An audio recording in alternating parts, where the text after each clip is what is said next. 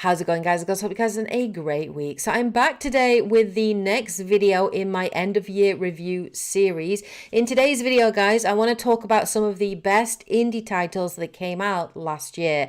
2021 was really the year for indie developers. There were a lot of great indie titles that came out, and a lot of indie development studios really flexing their muscles and demonstrating exactly what they have to offer to gamers. There were so many good games I played last year. So without further ado, here are my top 10 best indie games that I played in 2021.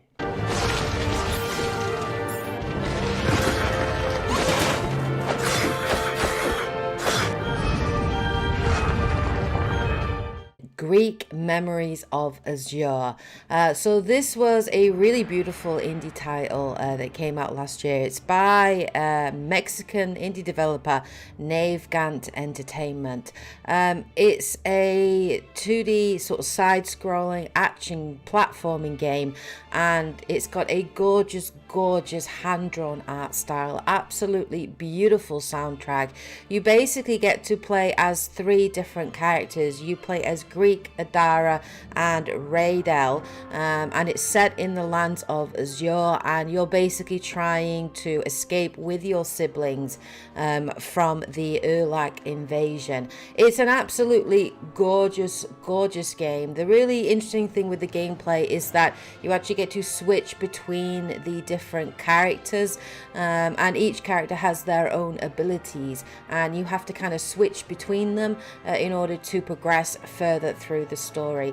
This is it's a little gem. It's got beautiful art style, gorgeous music, really solid gameplay and puzzle solving. It's also got combat as well, and I really enjoyed it. It's a nice little short game that you can beat in about 8 hours, and I highly recommend it to anybody interested in looking for just a nice short indie game to pick up, and that is why it's number 10 on my list.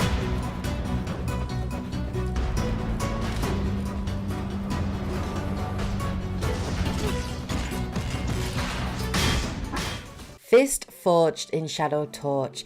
This was a really surprising game for me this year. I picked it up after watching sort of a recommendation on YouTube.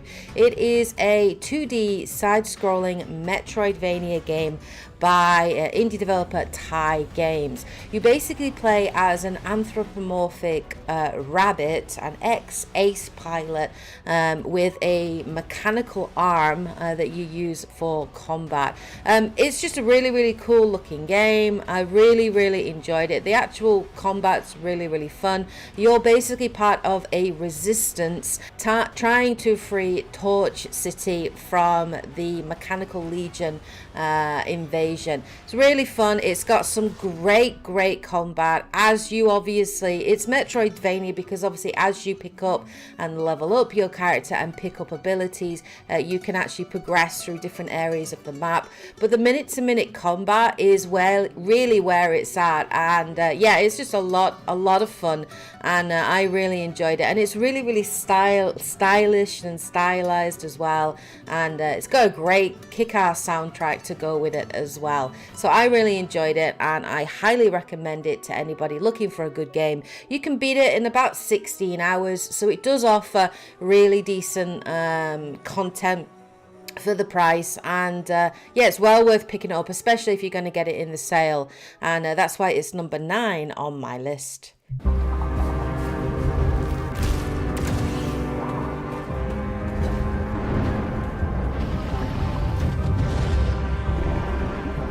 The Gunk. So this was a very quiet release this year. It actually came out on the Xbox Game Pass, so it was there on day one, which is why I picked up the game and got to play it.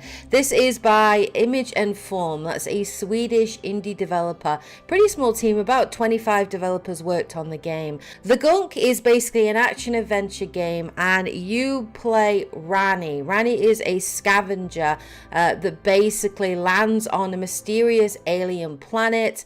As you arrive on this planet, you actually discover that the planet is infected by a special kind of substance called the gunk.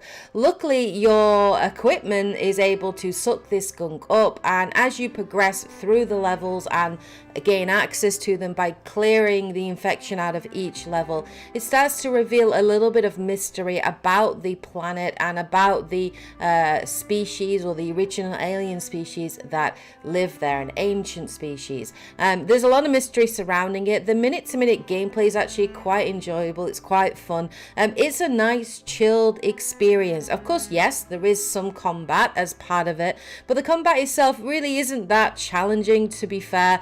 It's mostly puzzle solving and platforming as you're trying to work your way through each level. It does a good job of giving you power-ups and new abilities which you can level, and that allows you to progress further and further and further through the maps.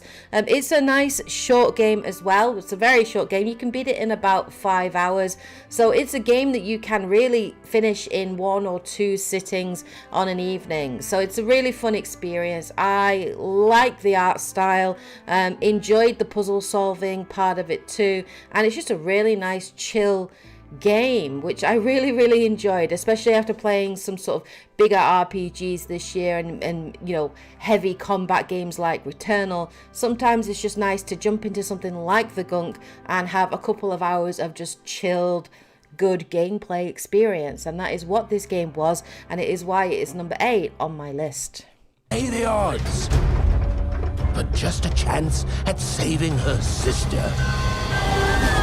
Random rules, long may she reign. Lost in Random. So this is by another Swedish developer called Gunk. I think this was a quiet release this year again, and it's actually part of the EA Origins platform, very similar to It Takes Two. So obviously EA have put their financial backing behind this, but it's a nice small little indie developer, about 25 people in that team, and Lost in Random is an action adventure game. What I loved about this game was the art style. The art style and the story is really interesting. I really enjoyed it. It's set in the kingdom of Random, and basically what happens is every child, when they reach a certain age, have to throw a dice. Depending on what number rolls on that dice, they get sort of moved to that town. So you have like different towns, like 2 town and 3 town and 4 town, and they all kind of like hate each other, and like some towns think they're better than others because of the numbers they are. The setting is really interesting. It's got a great story, really interesting characters and world and lore, and I absolutely loved it. The art style very much reminds me of a Nightmare Before Christmas. It's that very kind of dark gothic sort of art style, which makes this game look really unique and really interesting. The actual gameplay itself and the combat is really interesting as well. It's basically an action combat, so you don't pause time, or it's not turn-based or anything like that. You can fight enemies using the main character's kind of melee attack, but you also have Dicey, and Dicey has access to particular cards and abilities which you can pick and choose. So it's like deck building almost, but a little bit different. So you can use to spend particular cards, and they will give you a special ability, like a special sword or something like that that you can use, or freeze time, or debuff enemies. And yeah, it's just really fun. It's such an interesting world and story, and the gameplay was really fun. I really enjoyed it. And yeah, like Lost in Random for me was a little gem this year that I just did not expect, and I loved every moment of it. I absolutely loved the world, the lore, the music, the setting. That's what really made this game stand apart for me. And it was a great experience, which I really enjoyed. You can actually beat Lost in Random in about 12 hours, so it's a pretty decent length game. You know, not too long, not too short, and yeah, loved it, absolutely loved it. So I highly recommend it to you. Lost in Random is well worth picking up. It's a great game, and you will not be disappointed if you check it out, which is why it's number 7 on my list. Agents are obliged to serve and die alone. But if you have any friends, you can cooperate in online or local multiplayer. The Ascent. So this is by Neon Giant, again a Swedish developer. It's made by about, I think, a 12-man team that made this game, and it is a cyberpunk themed action RPG. It is played obviously from an isometric view and from top down, and it's a twin stick shooter. It is a gorgeous looking game, and the first moment at the beginning of the game where it pulls back and it shows you the world and the lore, my jaw was on the floor, because this game, I mean, the level of quality and the art style and how heavily packed this world is. I was not expecting this for an indie title. It just blew me away. So that's what really hooked me, was the world, the lore, and the soundtrack is absolutely awesome too. It's a really interesting story and world to explore, and I really enjoyed it. The twin stick shooting is a lot of fun too. You can actually play the game cooperative with up to 3 other friends, although I will say that when we did play the game, there were definitely some technical issues, some technical glitches, so the game isn't as polished as it could have been at release, and that really does put a bit of a dampener on the game, unfortunately.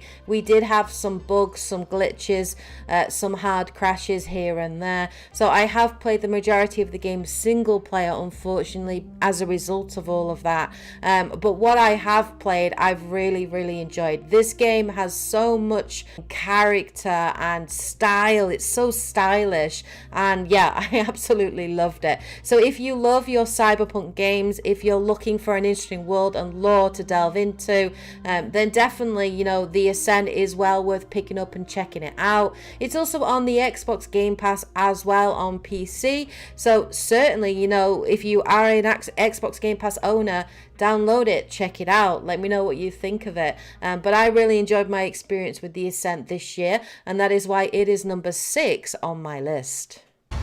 Will we finally hunt the circle? Yes. I'm done running.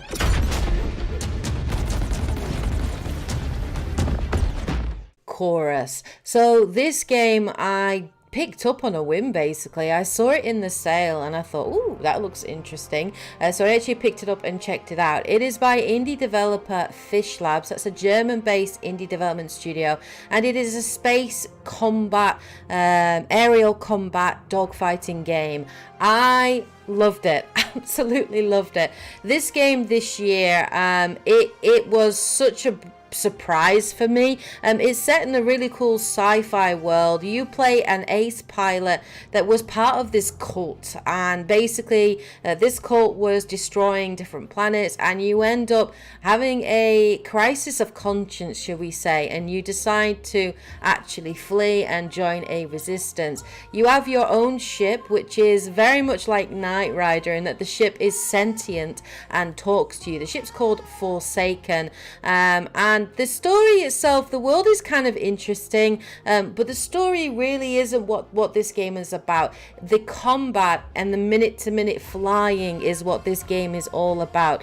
The handling of the ship is absolutely fantastic. It feels amazing to fly. The game looks visually like beautiful. It looks stunning, and then obviously you have access to different weapons, from your Gatling gun to your missiles to your laser, which can take down shields. But yeah, oh my god, like this game, like if you're looking for a really good, you like your flight simulators, you like your kind of space combat dogfighting games like Star Fox, for example, you're going to absolutely love this game. It is so much fun to play, and I just found myself completely hooked. I could not put this game down. I lost hours to this game and just really enjoyed it. I had such a blast playing it. I really did. The chorus is a pretty decent length. It's about 16 hours roughly to beat the game, and I highly recommend it. It was one of the best games I played this year. Was a breath of fresh air. It was something I wasn't expecting, and I just really enjoyed flying around, attacking enemies. The pilot itself, you have special abilities as well, which allow you to kind of zip behind people and call in lightning strikes and stuff. It's just really fun. It's a really fun dogfighting game, and that is why it is number 5 on my list.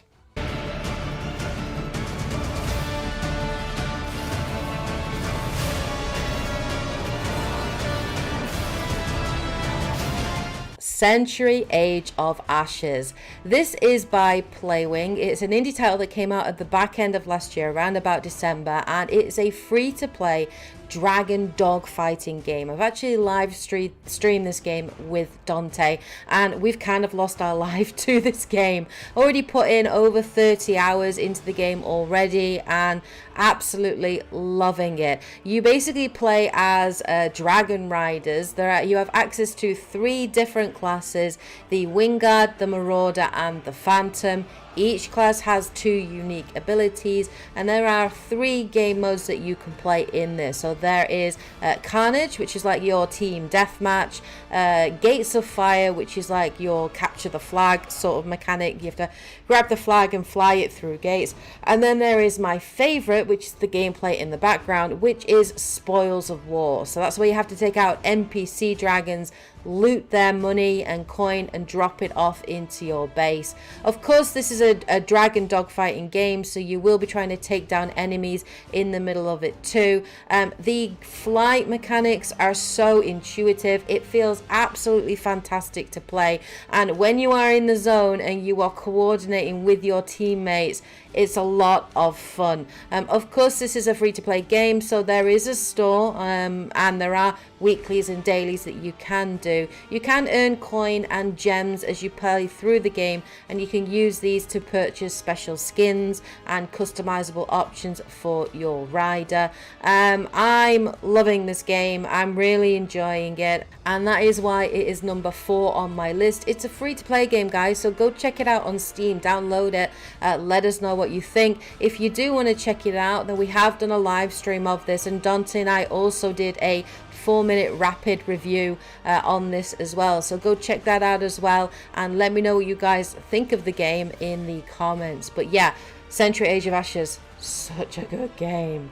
Anyway, that is why it's number 4 on my list. Intentions. Everything you touch turns to ash.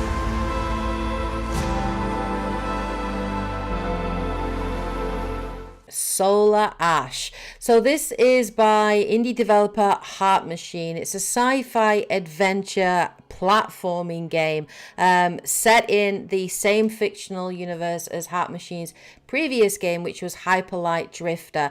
This game was like so beautiful this year. I really enjoyed it. This game is all about movement, so of course there is combat, there are bosses and enemies that you can fight, but this game is all about movement and constantly moving. The main character kind of skates along the different settings. It's got a really colorful art style, but then the idea of it is to kind of use this rhythm and movement to be able to attack enemies and gain vantage points and unlock things. I absolutely loved Solar Ash.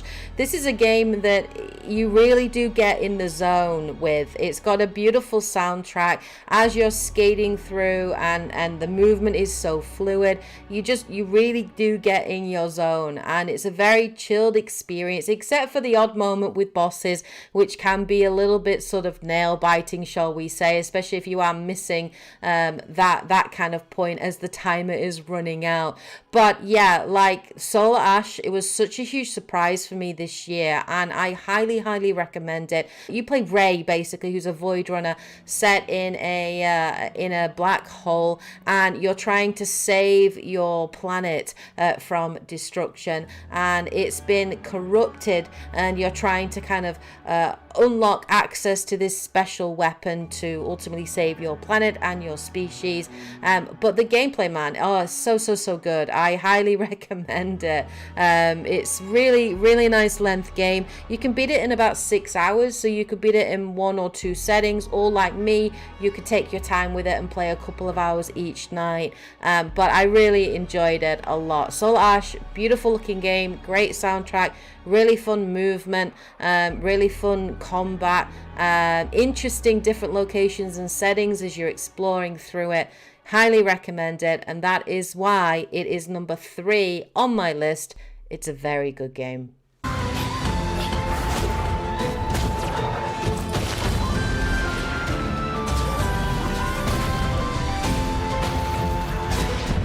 Death's Door. So this is a small indie game by Manchester UK based indie developer Acid Nerve. It is a top-down 3D isometric action game, and like, it's gorgeous. It's really beautiful. You play as this small little raven character that's a reaper sent out to basically reap souls. The level designs and the different character designs are really, really cool. There are different mini bosses and big bosses that you'll take on.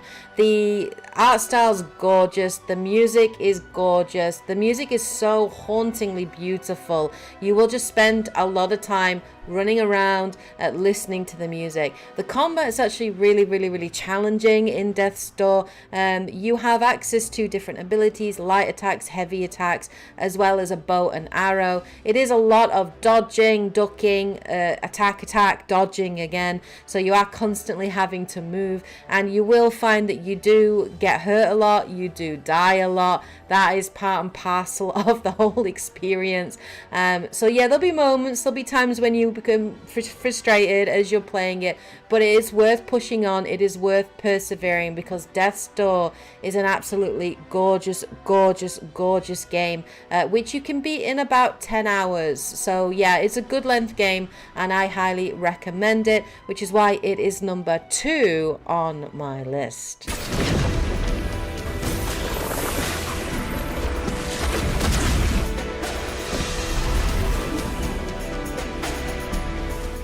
Kina, Bridge of Spirits. It is not surprising that this is my number 1 indie title for last year.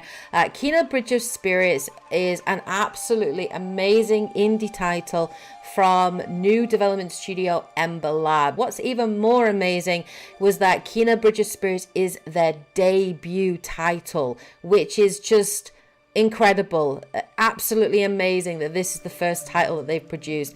That development studio, the two main founders of Ember Labs actually come from an animation background. They've worked on a lot of small animation things. I think they did one on Legend of Zelda Majora's Mask, and it really does show in Kina, Bridge of Spirits, because it is one of the best looking games that came out in 2021. It has amazing animation from Kina herself to the adorable cute little rots, which feel like they belong in a Studio Ghibli movie. The air environments are absolutely gorgeous and beautiful. It really has a really gorgeous, beautiful story, really haunting kind of characters as well. Kina is a spirit guide, so she's trying to put spirits at rest, and she comes across different characters that are kind of struggling to, should we say, pass over to the other side, and she has to find out what happened and uncover the mystery and help them to come to terms with things.